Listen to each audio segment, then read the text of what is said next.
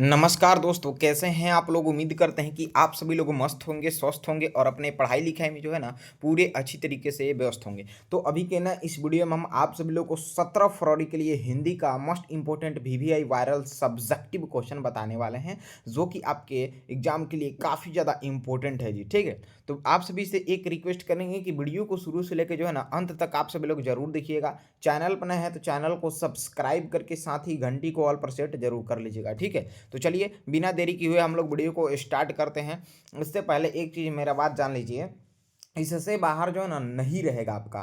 ठीक है, A to Z जितना पूछेगा सब इसी के अंदर से पूछेगा आपका क्वेश्चन। ठीक है, ये मैं जितना क्वेश्चन लेकर आया ना, ये पूरा क्वेश्चन बस मन ला के आप लोग देख लीजिए और पूरा जो है ना ध्यान से पूरा याद कर लीजिए सारा क्वेश्चन। ठीक है, बहुत ज़्यादा इंपॉर्टेंट है, पूरा गेस किया हुआ है मेरा। ठीक है, चलिए बाबू, एक नंबर क्वेश्चन है, आप देखिएगा प्रश्न संख्या 1 कि 20 के दांत शीर्षक कहानी का नायक कौन है, तर्कपूर्ण उत्तर देना है। ठीक है, चलिए आइए यहाँ पे देखिए उत्तर आप लोगों को लिखना है कि 20 के दांत कहानी में मदन ऐसा पात्र है जो अहंकारी के अहंकार को नहीं सहन करता है, बल्कि उसका स्वाभिमान जागृत होता है और वह खोखा जैसे बालक को ठोकर देकर वर्षों से दबे अपने पिता की आंखें भी खोल देता है।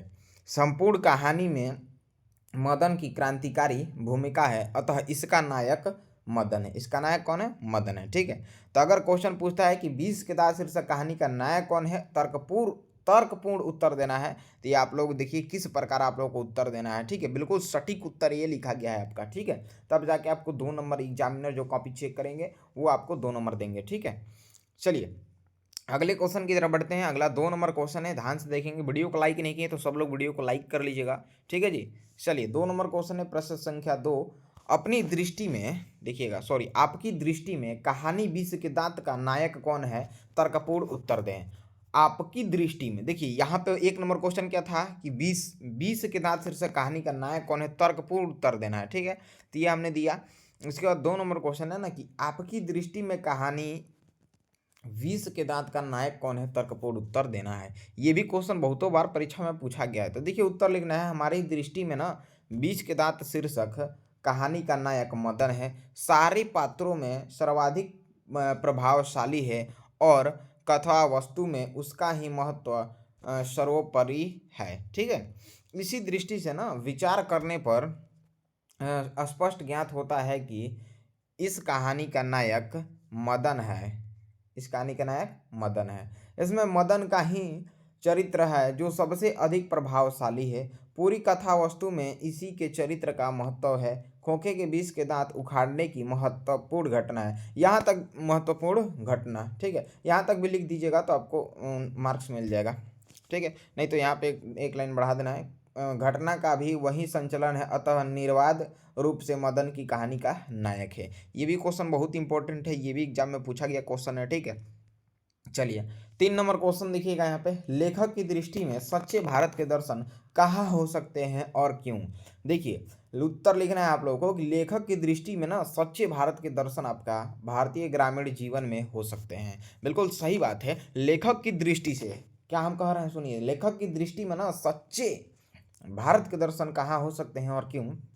तो लेखक की दृष्टि में सच्चे भारत के दर्शन भारतीय ग्रामीण जीवन में हो सकते हैं। भारतीय ग्राम्य संस्कृति में सच्चा भारत निहित है। ठीक है, क्योंकि सच्चाई, प्रेम, करुणा, सहयोग की भावना ग्रामीणों में कूट कूट कर भरा होता है। ठीक है, चलिए नेक्स्ट यहाँ पे 4 नंबर क्वेश्चन आप सभी लोग ध्यान से देखिएगा जी। क्वेश्चन बहुत ही ज़्यादा इंपॉर्टेंट है। लेखक की दृष्टि में सच्चे भारत के दर्शन कहाँ हो सकते हैं और क्यों। ठीक है, चलिए आंसर लिखना है, लेखक की दृष्टि में सच्चे भारत के दर्शन भारतीय ग्रामीण जीवन में हो सकते हैं। ठीक है, भारतीय ग्रामीण जीवन में हो सकते हैं। भारतीय ग्राम्य संस्कृति में सच्चा भारत निहित है, क्योंकि सच्चाई, प्रेम, करुणा, सहयोग की भावना ग्रामीणों में कूट कूट कर भरा होता है। ठीक है, चलिए बिल्कुल इसका राइट आंसर ये हो जाएगा। आपको इसी प्रकार जो है उत्तर लिखना है। ठीक है, चलिए इस क्वेश्चन का अगला क्वेश्चन 5 नंबर देखिएगा, ये भी क्वेश्चन आपके एग्जाम में पूछा गया है। जितना क्वेश्चन हम आप लोगों को पढ़ा रहे हैं ना अभी, सारा का सारा क्वेश्चन इंपॉर्टेंट है। एकदम मन लगा के वीडियो को देखिए ध्यानपूर्वक, और सारा का सारा क्वेश्चन जो है ना आप लोग याद कर जाइए। और पीडीएफ नोट्स आप सभी को ऐसे मैसेज करते हैं तो डिस्टर्ब हम हो जाते हैं, क्योंकि बात ये इतना ज़्यादा मैसेज कॉल करेंगे पीडीएफ के लिए तो कहाँ से पर्सनल हम शेयर कर पाएंगे, ठीक है। इसलिए बोलते हैं कि आपको हर एक वीडियो में ग्रुप से जुड़ जाइए। वीडियो के डिस्क्रिप्शन में ग्रुप का लिंक ऑलरेडी दिया गया है, ठीक है। तो लिंक पे क्लिक करके आप सभी छात्र छात्राएं जो है ना ग्रुप से जुड़ जाइए। ग्रुप से जुड़ जाइएगा, आपको नोट्स पीडीएफ ग्रुप में ही मिलेगा, ठीक है। चलिए अगला 5 नंबर यहाँ पे है, लेखक ने नया सिकंदर किसे कहा है? ऐसा ऐसा कहना क्या उचित है? लेखक का अभिप्राय स्पष्ट कीजिए, ठीक है। चलिए, तो लेखक ने नया सिकंदर भारत को समझन जानक एवं संपूर्ण लाभ प्राप्त करने हेतु भारत आने वाले नवागंतुक अन्वेषकों, पर्यटकों एवं अधिकारियों को कहा है। उसी प्रकार आज भी भारतीयता को निकट से जानने के नवीन सौप्रदर्शी को आज का सिकंदर कहना अतिशयोक्ति नहीं है, यह उचित है, ठीक है। चलिए अगला क्वेश्चन यहाँ पे देखिएगा, नेक्स्ट 6ठा नंबर है, मनुष्य बार बार नाखून क्यों काटता है? और प्यारे साथियों आप सभी को बता दें, ये इस बार के एग्जाम में ना बहुत ज़्यादा चांसेस है ये 6 नंबर क्वेश्चन को आने का, क्योंकि ये जो है ना बहुत बार ये रिपीट किया हुआ है क्वेश्चन, और हर बार ये पूछा जाता है ना मनुष्य जो है वो बार बार नाखून क्यों काटता है, ठीक है। चलिए यहाँ पे उत्तर लिख देना है, सिंपली से अपने भाषा में भी बना बनाकर आप जो है ना आंसर को लिख सकते हैं। बस क्वेश्चन क्या कह रहा है उसका एकदम सटीक आंसर होना चाहिए, ठीक है। चलिए यहाँ पे उत्तर में लिख रहा है कि मनुष्य निरंतर सभ्य होने के लिए प्रयासरत रहा है। प्रारंभिक काल में मानव एवं पशु एक समान थे, नाखून अस्त्र थे, लेकिन जैसे जैसे मानवीय विकास की धारा अग्रस्त होती गई ना, मनुष्य पशु में भिन्न हो गया। उसकी अस्त्र शस्त्र आहार विहार सभ्यता संस्कृति में निरंतर नवीनता आ गई, ठीक है। वह पुरानी जीवन शैली को परिवर्तित करते गया। जो नाखून अस्त्र थे उसे अब सौंदर्य का रूप देने लगा, ठीक है। जो नाखून पहले जो है ना बता देते हैं, जो पहले मनुष्य का नाखून हुआ करता था ना वही अस्त्र होता था, उसी से वो काम किया करते थे। जो भी अस्त्र, जैसे मान लीजिए अभी कुल्हाड़ी हमारा वस्त्र है जिससे मान लीजिए कुछ काटते हैं हम, ठीक है। तो मनुष्य का वो नख यानी नाखून जो था ना पहले का, वही मनुष्य का संस्कृति में निरंतर यहाँ पे वही अस्त्र था उन लोग का, ठीक है। वह पुरानी जीवन शैली को परिवर्तन करता गया। जो नाखून अस्त्र थे वे अब सौंदर्य का रूप देने लगा, ठीक है। जो पहले अस्त्र हुआ करते थे वो सौंदर्य का रूप देने लगा। इसमें नयापन लाने, इसे संवारने एवं पशु से भिन्न देखते हुए नाखून को मनुष्य काट देता है, ठीक है। तो बिल्कुल इसका सटीक उत्तर यही होगा कि मनुष्य जो है ना बार बार नाखून को क्यों काटता है, ठीक है। चलिए अगला 7 नंबर क्वेश्चन है जी, ध्यान से देखेंगे आप लोग क्वेश्चन क्या कर रहा है, बहुत इंपॉर्टेंट है क्वेश्चन सारा का सारा, ठीक है। अगला 7 नंबर क्वेश्चन है कि बढ़ते नाखून द्वारा प्राकृत मनुष्य को क्या याद दिलाती है? देखिए बढ़ते नाखून द्वारा प्राकृत मनुष्य को पता है क्या याद दिलाती है? चलिए जानते हैं हम लोग क्या याद दिलाती है। उत्तर यहाँ पे लिखना है आपको, प्राचीन काल में मनुष्य जंगली था। ये बिल्कुल आप सभी लोगों को पता ही है, बहुत लोगों को बात पता होगा कि प्राचीन काल में जो मनुष्य यानी हम लोग जो थे वो जंगली थे, ठीक है। हम लोग नहीं, पहले के लोग, ठीक है। चलिए यानी हम ही लोग, वह वनमानुष की तरह था, ठीक है। उस समय वह अपने नाखून की सहायता से जीवन की रक्षा करता था। अपनी जीवन की रक्षा जो है ना मनुष्य नाखून से ही करता था, ठीक है। चलिए आज नखदर मनुष्य अत्याधुनिक हथियार पर भरोसा करने करके आगे की ओर चल पड़ा है। और आजकल जो है ना नखदर जो मनुष्य थे या नाखून पे भरोसा करने वाले जो मनुष्य थे वो अत्याधिक हथियार पर भरोसा करके आगे की ओर चल पड़ा है। बिल्कुल सही बात है, आजकल अनेकों प्रकार के हथियार आ चुके हैं जिससे कई कार्य होते हैं, ठीक है। और उस पर आजकल मनुष्य भरोसा करके जो है आगे की ओर चल पड़ा है, ये कहना है, ठीक है। पर उसके नाखून अब भी बढ़ रहे हैं, लेकिन जो पहले नाखून जैसे बढ़ते थे अब भी नाखून बढ़ रहे हैं, ठीक है। ये तो प्राकृतिक का देन है, ठीक है। चलिए बढ़ते नाखून द्वारा प्राकृत मनुष्य को याद दिलाती है कि तुम भीतर वाले अस्त्र से अब भी वंचित नहीं हो। जो आपका भीतर वाला वस्त्र है, जो अब मतलब भगवान के द्वारा दिया गया जो वस्त्र है नाखून, वो मतलब अस्त्र से अब भी वंचित नहीं हो, मतलब छुटकारा नहीं मिला है तुम्हें उस वस्त्र या नाखून बढ़ने से, ठीक है। तुम्हारे नाखून को भुलाया नहीं जा सकता। तुम वही प्राचीनतम नख एवं दंत पर आश्रित रहने वाले जीव हो, ठीक है। यानी कि जो भगवान के द्वारा दिया गया नाखून है, भले आप उसका इस्तेमाल करना भूल गए हैं, मतलब उसका इस्तेमाल नहीं कर रहे हैं, आजकल अनेकों प्रकार का हथियार आ गया है, उसका इस्तेमाल आप करके उस पे आगे की ओर चल रहे हैं, तो ये आपका दिया हुआ जो नख है ये तो बढ़ता ही रहेगा। इसमें मतलब मतलब ये ऐसा नहीं कि मतलब एक बार काट दिए खत्म हो जाए, क्योंकि आप लोग देखते ही होंगे नाखून को काटेंगे जितना बढ़ता ही रहेगा समय समय पे, ठीक है। तो तुम वही प्राचीनतम नख एवं दंत पर आश्रित रहने वाले जीव हो। पशु की समानता तुमसे अब भी विद्यमान है। तो बिल्कुल सटीक आंसर जो है, प्राचीन काल में मनुष्य जंगली था, या सॉरी यहाँ पे नाखून बढ़ते नाखून द्वारा प्राकृतिक मनुष्य को क्या याद दिलाती है, तो बिल्कुल सटीक आंसर यही लिखना है, ठीक है। बहुत ही ज़्यादा आसान है सी, ठीक है। हिंदी में जितना सब्जेक्टिव पूछता है बहुत ही आसान आसान पूछता है, बस मन लगाकर आप लोग जो है ना, हम जितना पढ़ा दे रहे हैं रिकॉर्डेड जितना क्लास आप लोग को पढ़ाना है ना, पूरा मन ला के आप लोग पढ़ लीजिए, बस एकदम करना एग्जाम में गर्दा मचा दीजिएगा आप लोग, ठीक है। जितना क्वेश्चन बता देंगे पूरा पढ़ते जाइए आप लोग, ठीक है। चलिए 8वां नंबर क्वेश्चन है, देखिए कि देवनागरी लिपि में कौन कौन सी भाषाएं लिखी जाती है। चलिए देवनागरी लिपि में कौन कौन सी भाषाएं लिखी जाती है, तो बिल्कुल आंसर लिखना है कि देवनागरी लिपि में मुख्यतः नेपाली, मराठी, संस्कृत, प्राकृत और हिंद भाषाएं लिखी जाती है, याद रखिएगा हमेशा, ठीक है। चलिए तो यहाँ पे अगला, ये तो 2 नंबर में है, ठीक है। और जो लंबा जो आंसर आप लोगों को दिख रहा है ना क्वेश्चन का आंसर, वो समझिए 5 नंबर का है, ठीक है। चलिए 9 नंबर यहाँ पे क्वेश्चन है, नगरी लिपि के आरंभिक लेख कहाँ प्राप्त हुए हैं, उनके विवर्तन दे। तो विद्वान के अनुसार नागरी लिपि के आरंभिक लेख ना विंध्य पर्वत के नीचे के दक्कन प्रदेश से प्राप्त हुए हैं, ठीक है। बिल्कुल ये 2 नंबरिया क्वेश्चन का आंसर है, ठीक है। चलिए अगला 10 नंबर क्वेश्चन है प्यारे साथियों। क्वेश्चन देखिए क्या है, देवनागरी लिपि के अक्षरों में स्थिरता कैसे आई है। तो उत्तर लिखना है कि करीब 2 सदी पहले पहली बार देवनागरी लिपि के टाइप बने और इसमें पुस्तकें छपने लगी, इसी प्रकार ही देवनागरी लिपि के अक्षरों में स्थिरता आई है, ठीक है। कैसे जी, तो करीब 2 सदी पहले पहली बार देवनागरी लिपि के टाइप बने और इसमें पुस्तकें छपने लगी, इसी प्रकार ही देवनागरी लिपि के अक्षरों में स्थिरता आई है, ठीक है।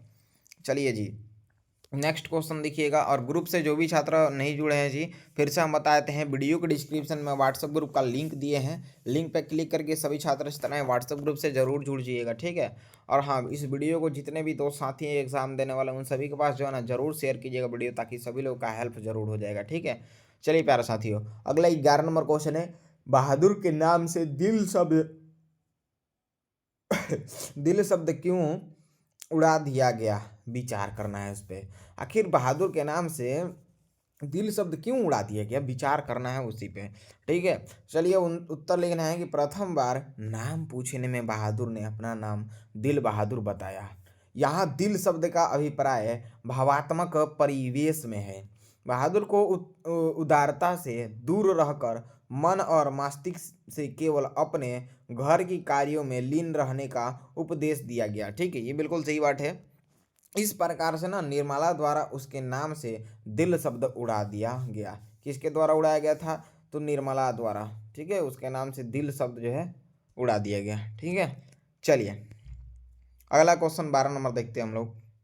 12 नंबर क्वेश्चन देखिएगा, वीडियो को लाइक नहीं किए तो सभी छात्र चाहते हैं वीडियो को लाइक करके नीचे आप लोग कमेंट जरूर कीजिएगा, आप सभी लोग जो है ना अभी घर पे कितना घंटा पढ़ाई कर ले रहे हैं, ठीक है। आप भी देखिए समय भी बहुत कम है, आपका एग्जाम बहुत ही करीब है, तो प्यारे साथियों आप सभी को बता दें कि मन ला के आप लोग जो है ना पढ़ा कीजिए, एग्जाम बहुत करीब है, ठीक है। चलिए अगला 12 नंबर क्वेश्चन है, बहादुर अपने घर से क्यों भाग गया था,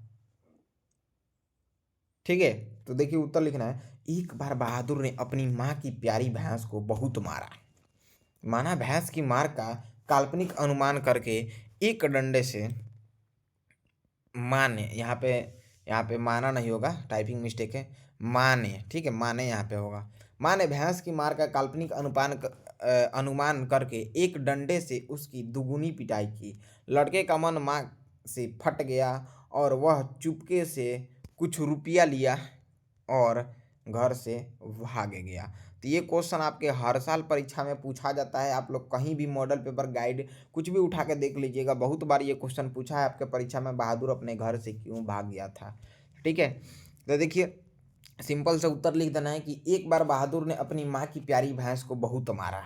ठीक है, जितना बहादुर की माँ जो है बहादुर से लव नहीं करती थी, यानी प्यार नहीं करती थी, उतना भैंस से प्यार करती थी। ठीक है, लेकिन कैसी माँ है, अपने बेटे से प्यार करना चाहिए, बट देखिए वो भैंस से प्यार की है। ये कहानी में अक्सर रियल में ऐसा नहीं है, क्योंकि रियल में जो है ना, रियल में माँ जो होती है वो अपने बेटे से बहुत ही ज़्यादा लव करती है, यानी प्यार करती है। ठीक है, ये आप सभी लोगों को पता ही होगा।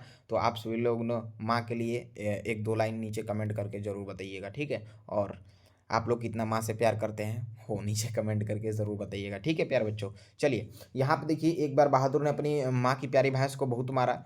माँ ने, यहाँ पे माँ ने होगा, भैंस की मार का काल्पनिक अनुमान अपने से ही लगा लिया और एक डंडे से उसकी दुगनी पिटाई कर दी बहादुर की। तो लड़के का जो मन था ना, माँ से फट गया और वह चुपके से कुछ रुपया चुरा लिया और घर से भाग गया। सिंपल सा आंसर लिख देना है। चलिए 13 नंबर क्वेश्चन है जी कि किन कारणों से बहादुर ने एक दिन लेखक का घर छोड़ दिया। तो प्यार बच्चों, कि किन कारणों से जो बहादुर था एक दिन लेखक का ही घर छोड़ दिया। तो आइए आंसर यहाँ पे लिखना है, लेखक के घर में प्रारंभ में बहादुर को अच्छा से रखा गया। ठीक है, यानी शुरू शुरू में लेखक के घर में बहादुर को बहुत ही अच्छा से रखा गया। ठीक है, कुछ समय पश्चात पत्नी एवं पुत्र दोनों उसकी पिटाई बात बात पर कर देते थे। ठीक है, एक रिश्तेदार लेखक ने भी बहादुर की पिटाई कर दी। एक वो रिश्तेदार थे जो थे, वो लेखक ने भी एक रिश्तेदार लेखक ने भी बहादुर के, यहाँ पे थोड़ा सा घुमा हुए समझिएगा,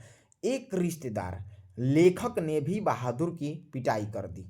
बार बार प्रताड़ित होने से एवं मार खाने के कारण एक दिन अचानक बहादुर भाग गया। ठीक है, चलिए तो क्यों घर छोड़ दी, यही कारण है। ठीक है, बार बार उसे चिढ़ाया जाता था, पिटाया जाता था, इसी की वजह से उसने घर छोड़ दी। ठीक है, चलिए अगला क्वेश्चन आप सभी के स्क्रीन पे है 14 नंबर, कि बिरजू महाराज कौन कौन से वाद्य बजाते थे। ठीक है, तो बिरजू महाराज सितार, गिटार, हारमोनिया, बांसुरी इत्यादि वाद्य यंत्र बजाते थे। ठीक है, चलिए नेक्स्ट 15 नंबर क्वेश्चन देखिए, बहुत ज़्यादा इंपॉर्टेंट क्वेश्चन है, काफ़ी समय लगा प्यारे साथियों आप लोग के लिए ये सारा क्वेश्चन लाने में, बहुत ज़्यादा मेहनत किया जाता है आप लोग के लिए। ठीक है, तो आप सभी बच्चे जो है ना खाली वीडियो देखते हो जी, वीडियो को लाइक करके चैनल को सब्सक्राइब आप लोग जरूर कर दीजिएगा। आपका एक सब्सक्राइब ना हम लोग को काफ़ी ज़्यादा मोटिवेट करता है। तो प्यारे साथियों आप सभी से रिक्वेस्ट है, चैनल को सब्सक्राइब करके वीडियो को लाइक जरूर कीजिएगा। ठीक है, और आपके जितने भी मित्र हैं ना उन सभी के पास शेयर जरूर कर दीजिएगा। ठीक है जी, चलिए अगला यहाँ पे क्वेश्चन है 15 नंबर, किनके साथ नाचते हुए बिरजू महाराज को पहली बार प्रथम पुरस्कार मिला।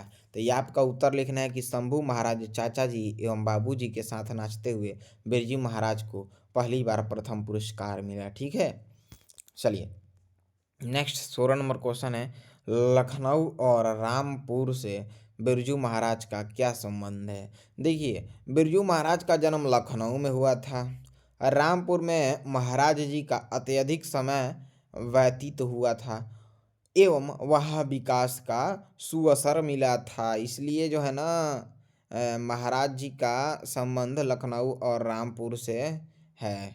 ठीक है, चलिए अगला 17 नंबर क्वेश्चन देखेंगे, बिरजू महाराज अपना सबसे बड़ा जज किसको मानते थे। तो आंसर लिखना है कि बिरजू महाराज अपना सबसे बड़ा जज जो है ना अपनी अम्मा को मानते थे। जब वे नाचते थे और अम्मा देखती थी तब वे अम्मा से अपनी कमी या अच्छाई के बारे में पूछा करते थे। उसने बाबूजी से तुलना करके इनमें निखार लाने का काम किया। ठीक है, चलिए अगला क्वेश्चन नेक्स्ट 18 नंबर क्वेश्चन है, बहुत सारा क्वेश्चन लेकर आए हैं जी, पूरा क्वेश्चन बस आप लोग मन लगा के देख कर याद कर लीजिए ना, एकदम एग्जाम में प्रश्न यहाँ से लड़ेगा। ठीक है, चलिए 18 नंबर देखिए, रामपुर के नवाब की नौकरी छूटने पर हनुमान जी को प्रसाद क्यों चढ़ाया। तो रामपुर के नवाब की नौकरी छूटने पर हनुमान जी को प्रसाद क्यों चढ़ाया। तो उत्तर जानिए, रामपुर के नवाब की नौकरी छूटने पर हनुमान जी को प्रसाद चढ़ाया क्योंकि महाराज जी 6 साल की उम्र में नवाब साहब के यहाँ नाचते थे। ठीक है, नाचते थे। अम्मा परेशान थी, बाबूजी नौकरी छूटने के लिए हनुमान जी का प्रसाद मांगते थे। नौकरी से जान छूटी, इसलिए हनुमान जी को प्रसाद चढ़ाया गया। देखिए कितना फ़नी आंसर है ये, ठीक है। तो चलिए यहाँ पे जो है ना इस वीडियो में हमने 17 फरवरी के हिंदी का पेपर का जो है ना, यहाँ पे हिंदी के पेपर के लिए आप सभी को गैस क्वेश्चन सब्जेक्टिव ये 17-18 को मैंने बताया है, जो कि बहुत ही ज़्यादा इंपॉर्टेंट था। तो आपके जितने भी मित्र साथी एग्जाम देने वाले हैं उन सभी के पास वीडियो को शेयर कर दीजिए, और ज़रूर जो है ना वीडियो को लाइक कर देंगे आप लोग। चैनल को सब्सक्राइब करके नोटिफिकेशन को ऑल पर सेट कर लीजिए। जितना हम आप लोग को पढ़ा रहे हैं ना, बस मन ला के आप लोग पढ़ लीजिए, एग्जाम में फोड़ के आएंगे एकदम, ठीक है। चलिए प्यारे साथियों, PDF नोट्स के लिए ग्रुप से जुड़ जाइएगा, डिस्क्रिप्शन में ग्रुप का लिंक है। मिलते हैं नेक्स्ट वीडियो में, तब तक के लिए जय हिंद, जय भारत।